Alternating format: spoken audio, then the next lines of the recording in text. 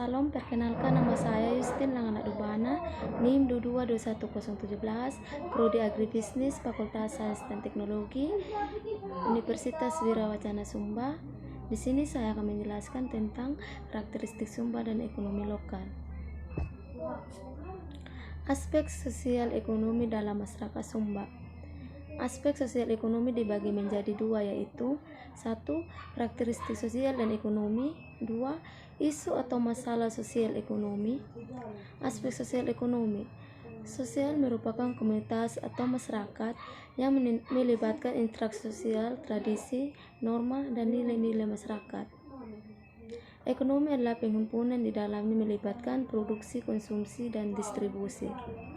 Ekonomi juga membahas tentang bagaimana manusia bekerja untuk memenuhi kebutuhan hidupnya. Bagaimana masyarakat di Sumba punya cara untuk memenuhi kebutuhan hidupnya di dalam sehari-hari. Yang tidak bisa dilepaskan dari interaksi sosial, tradisi, nilai, atau adat istiadat, atau budaya yang di sekelilingnya. Buku yang disampaikan ini bisa menjelaskan atau menggambarkan tentang aspek sosial ekonomi masyarakat di Sumba. Adalah buku yang ditulis oleh Jocelyne Peer. Jocelyne Peer ini adalah orang Belanda. Ia dulu tinggal di Sumba sekitar tahun 80-an. Pada buku yang berjudul Ekonomi Umat. Di dalam buku ini menggambarkan bagaimana interaksi sosial dalam masyarakat Sumba itu akan menghasilkan proses produksi dengan cara produksi yang disesuaikan dengan ketersediaan sumber daya sekaligus tuntutan zaman, karena pada zaman itu penggunaan uang juga sudah mulai ada.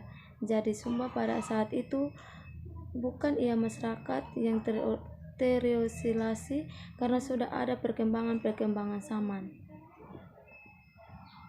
Interaksi sosial ekonomi dilakukan dalam bentuk pertukaran yang dibedakan menjadi 3 jenis, yaitu 1. Resiprokal, merupakan cara pertukaran atau transaksi barang dan jasa yang tujuan utamanya adalah untuk menciptakan kewajiban membalas pemberian tersebut sehingga menjadi suatu keberlanjutan untuk menciptakan timbal balik yang dilakukan atau yang akan dilakukan secara terus-menerus. Tujuan utamanya adalah untuk memelihara hubungan sosial. Yang kedua, barter, merupakan cara pertukaran barang atau jasa tanpa menggunakan uang dan tidak bertujuan untuk menciptakan kewajiban timbal balik. Yang ketiga, menjual, merupakan transaksi barang atau jasa dengan tujuan utamanya menggunakan uang dan mendapatkan uang. Sekian dan terima kasih presentasi saya.